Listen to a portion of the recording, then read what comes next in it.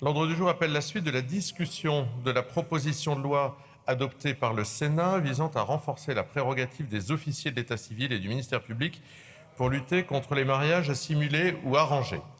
Le jeudi 26 juin 2025, l'Assemblée a poursuivi l'examen des articles s'arrêtant à l'amendement 40, portant article additionnel après l'article 1er. Nous allons donc reprendre aujourd'hui l'étude de cette proposition de loi que nous avions interrompue l'an dernier, et presque à la même date d'ailleurs, à la suite du départ de l'hémicycle du groupe et du rapporteur qui en sont à l'origine.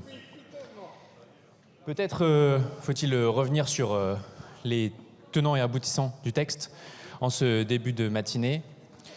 C'est un texte qui vise tout simplement à interdire à des personnes qui s'aiment, qui sont consentantes à s'aimer, à ne pas avoir accès à une liberté fondamentale, à un droit fondamental reconnu, et on y reviendra, par notre ordre juridique, notre bloc de constitutionnalité, et donc de ne pas pouvoir se marier.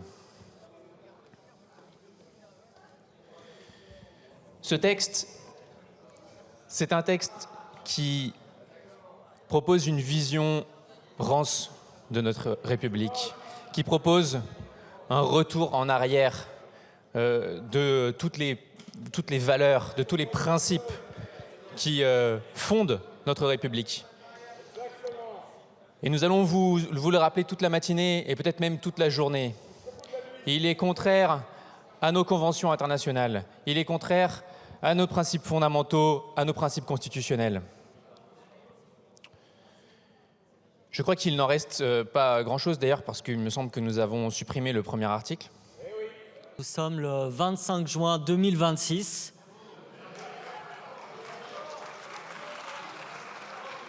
« 30 ans après les premières alertes climatiques, tout le pays ressent ce que c'est le dérèglement et le réchauffement climatique avec une canicule sans pareil. Et mes premiers mots iront à nos agents des services publics qui, sous des conditions délétères, assurent l'essentiel aux concitoyennes et concitoyens de notre pays. Mais quelle est la priorité de l'UDR aujourd'hui? Une loi d'urgence climatique? La mise à l'abri de celles et ceux qui sont à la rue, dont 2 personnes sont mortes hier à Argenteuil? Non, faire la chasse au mariage blanc. Le mariage blanc. Il est vrai que, Monsieur Ciotti, en termes de mariage blanc, votre alliance avec le Rassemblement national a quelques expériences en la matière. Après avoir été le forcené des locaux des Républicains, vous avez fait un mariage honteux qui vous amène à pourchasser ce fantasme. Alors, est-ce que c'est une préoccupation? Moi, vous savez, c'est vrai. Tous les jours, les Françaises et les Français me disent, vous savez, notre priorité, c'est les mariages blancs. Il y a trop de mariages blancs dans ce pays. Le SMIC, on s'en fout. Les revenus, le pouvoir d'achat, c'est pas grave. Le prix de l'énergie, on s'en fiche. Par contre, le mariage blanc, et c'est vrai, si on regarde les chiffres, c'est grave. 241 710 mariages en 2022 pour 406 mariages blancs, 0,16%. Ah, si seulement vous mettiez autant d'énergie à courir après les 0,1% d'ultra-riches qui nous ont amenés au dérèglement climatique et à la catastrophe qu'on vit aujourd'hui. Vous, les irresponsables climatiques, qui avez voté la division par 4 du fonds vert alors que dans les classes, nos pitchouns étouffent parce qu'il n'y a pas de climatisation. Merci, monsieur le député. Le 343, monsieur Lucas Lyndy. On ne passera pas la journée, je ne vais pas passer la journée à vous demander de ne pas interrompre le débat par des vociférations diverses et variées. Si vous souhaitez prendre la parole, vous la demandez et vous l'aurez, mais pas la journée comme ça. Je propose, pour revenir au fond de l'enjeu, de poser un cas type, un cas fictif, mais qui va nous permettre d'apprécier la problématique. Imaginons un homme, appelons-le Jordan de Monaco. Imaginons qu'il tombe amoureux d'une princesse. Et imaginons que Jordan de Monaco et cette princesse aient le projet de se marier. Imaginons que, dans le même temps, nous serions témoins de cette idylle naissante sur les feuilles en papier glacé des journaux Paris Match, Gala, les voyant cheminer sur un chemin corse, les voyant dans de luxueux restaurants parisiens, Gigi, imaginons, à 50 € le plat de pâtes. Imaginons assister à cette idylle aux loges VIP du Grand Prix de Formule 1 de Monaco, où les coupes de champagne virevolteraient autour des deux futurs époux. Eh bien, dans ce cas fictif, cet amour naissant entre ce Jordan de Monaco et cette princesse, pourrions-nous imaginer qu'elle soit des deux Siciles? Peut-être nous poserions-nous des questions sur la sincérité de cet amour. Peut-être nous dirions-nous qu'il y a quelque chose là d'arrangé, qui viserait peut-être à servir une opération très politique, très politicienne, par exemple celle d'un candidat à l'élection présidentielle. Eh bien, moi, je veux l'affirmer devant la représentation nationale, qu'y compris dans cette circonstance, je considère que l'amour doit l'emporter, qu'il est sincère et qu'il éclate dans cette circonstance, et que le mariage doit être reconnu, y compris à Jordan de Monaco et à sa princesse. Sur l'amendement, puisqu'on parle des questions de mariage simulé ou arrangé, on vient quand même d'avoir un rappel au règlement d'un maire qui, dans sa commune, diffuse Maréchal nous voilà. Ça donne quand même une tonalité du débat politique dans lequel on se situe. Mais tout à l'heure, je parlais des mariages, notamment des mariages avec des militants néo-nazis. Il y a une députée sur vos bancs qui n'est pas là, qui s'appelle Tiffany Joncourt, dont le mari est Maxime Gaucher, condamné pour violence en réunion pour des attaques sur des journalistes. En 2012, il cible la mosquée de Poitiers. En 2013, il tabasse un photographe. En 2014, il mène des opérations dans les quartiers de Lyon avec Damien Rieu lors de la Coupe du Monde. Votre attachée de presse, Élise Leplace, qui se marie avec Enguerrand Ottaviani, à côté d'Agen, était présent Hilaire Bouillet, chef de Génération Zemmour, Gabriel Lousteau, multicondamné pour des propos racistes et appel à la haine. Il y avait François-Xavier Cano, soutien de Loïc Le Priol, un de vos amis qui a assassiné Martine Aramburu. Quentin, néo-nazi, qui avait fait une croix celtique sur des tracts quand il était candidat pour vous. Il y avait Yanis Iva, candidat du RN. Et je veux ici terminer en disant qu'une des personnes qui a eu des paroles les plus justes à votre égard, c'est la petite fille de Marc Bloch, qui a rappelé que malgré toutes les cravates et toutes les chemises, vous êtes des héritiers des Waffen-SS et jamais vous ne serez les bienvenus ici. Je ne prétends pas sauver l'amour, comme nous y incitait un collègue, mais sur le fondement de l'article 95, 100 et 101, signaler quand même, Monsieur le Président, un fait tout à fait incongru. Je crois que c'est un précédent. C'est la première fois dans une journée réservée à un groupe parlementaire que le groupe en question et son allié d'extrême droite ne sont pas là. Ce qui veut dire que nous débattons d'un texte sans le groupe qui le soutient. Ça relève d'un mépris profond pour le Parlement, pour nos travaux, pour nos débats. Et je crois que ça mériterait, Monsieur le Président, que vous suspendiez la séance et qu'on attende qu'il revienne de la buvette, ou peut-être Sidratil aura peut-être son il à la... Alors, d'abord, je vais gérer ça très bien, vous inquiétez pas, mais il y a la présence, vous l'oubliez, de Monsieur Michou, qui est le rapporteur et qui est le représentant du groupe UDR. Voilà. Merci. Je suis de très mauvaise humeur parce que je viens de me faire 40 minutes bloqué dans le RERD, bondé avec une chaleur immense. J'arrive à l'Assemblée nationale et au moment de cette canicule, de quoi parle-t-on ? Encore une fois, nous parlons d'immigration. Bien sûr, actuellement, la priorité dans le pays, c'est de contrôler davantage les étrangers qui veulent se marier. Alors écoutez, si jamais vous voulez vraiment vous interroger sur la question des étrangers, peut-être interrogez-vous sur les médecins étrangers qui actuellement sont en train de tenir l'hôpital public face aux milliers de personnes qui sont à l'hôpital pour gérer la canicule. Peut-être interrogez-vous sur les personnes étrangères qui actuellement sont sur des chantiers à 40 degrés et qui ne devraient pas travailler parce que ça met leur vie en danger. Si vous voulez vous intéresser aux étrangers, intéressez-vous aux jeunes qui sont actuellement en train de passer le bac sous 40 degrés et en faisant ça, vous parlerez aussi des Français. Nous sommes en train de vivre le réchauffement climatique qui a déjà commencé. Si on parlait davantage de réchauffement climatique et moins d'immigration et d'islam, croyez-moi, dans ce pays, ça irait un peu mieux. messieurs, aucun de nos problèmes n'est dû à l'immigration. Nos problèmes sont dus aux milliardaires qui possèdent 90% des médias et qui utilisent leurs obsessions identitaires pour ne pas parler de leurs responsabilités dans les bas salaires et dans le dérèglement climatique. Je suis de très mauvaise humeur, mais en 2027, il y aura une élection présidentielle. Et quand on aura la victoire de Jean-Luc Mélenchon et qu'on parlera enfin des vrais sujets, le peuple français sera de bien meilleure humeur. Quelle indignité! Enfin, c'est extraordinaire. Là, vous nous séquestrez toute une journée pour des textes complètement aberrants qui sont bien là pour approfondir vos pulsions identitaires, racistes et xénophobes. Et ce qui est choquant, c'est qu'il n'y a même personne en face pour en répondre. Parce qu'au fond, vous n'assumez même pas votre racisme qui dégouline dans tous vos textes. Il y a un rapporteur, mais qui ne dit rien, qui attend que ça passe. Et au même moment, c'est la buvette, ils nous regardent de loin. Ils n'ont même pas la décence d'entrer dans l'hémicycle. Je suis allé prendre un café à la suspension de séance et j'ai découvert où étaient les députés de l'UDR et du Rassemblement national. Ils sont dans les salons et je dois dire qu'ils ont une mine déconfite qui m'a fortement réjoui. Vraiment, je me suis réjoui et je dois dire que la défaite est totale pour eux, puisqu'ils ont décidé de déserter, d'émigrer d'une certaine manière, ce qui rappelle des heures sombres de notre histoire, où la France révolutionnaire se battait justement contre ceux qui quittaient la patrie pour aller depuis l'extérieur de la patrie la combattre aux côtés du roi de France. Je vous parlerai tout à l'heure de la Constitution de 1793, mais je veux me concentrer sur un autre moment de défaite et de déroute de l'extrême droite, 1945, qui nous a amenés à adopter comme principe constitutionnel encore valable aujourd'hui le préambule de la Constitution de 1946.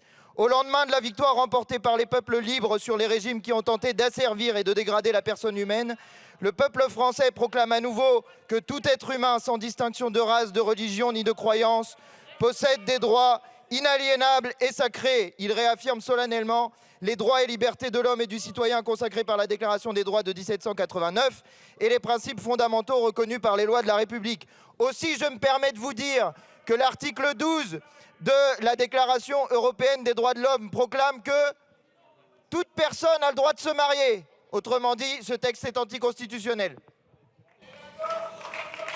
Je constate que ma question qui était adressée aux députés d'extrême droite sur l'amour naissant entre Jordan de Monaco et une princesse étrangère a provoqué un trouble très grand, puisqu'ils sont tous partis, et qu'aucun d'entre eux n'est présent aujourd'hui dans l'hémicycle de l'Assemblée nationale. Alors je veux tirer deux constats de cette situation. Le premier, quand nous parlons d'amour, ils ne sont pas là, mais quand l'agenda de la haine est par eux inscrit à l'ordre du jour de notre Assemblée nationale, ils sont tous présents. Ils sont tous là quand il s'agit de poursuivre les étrangers, de cracher leur haine islamophobe, d'inventer mille périls à propos de la présence de ceux qui viennent d'ailleurs dans notre pays. Mais quand nous parlons d'amour, aucun d'entre eux n'est présent. Deuxième constat, l'extrême droite ne sert à rien du tout. Aucun de leurs députés, le jour de leur niche parlementaire, n'est présent dans l'Assemblée nationale.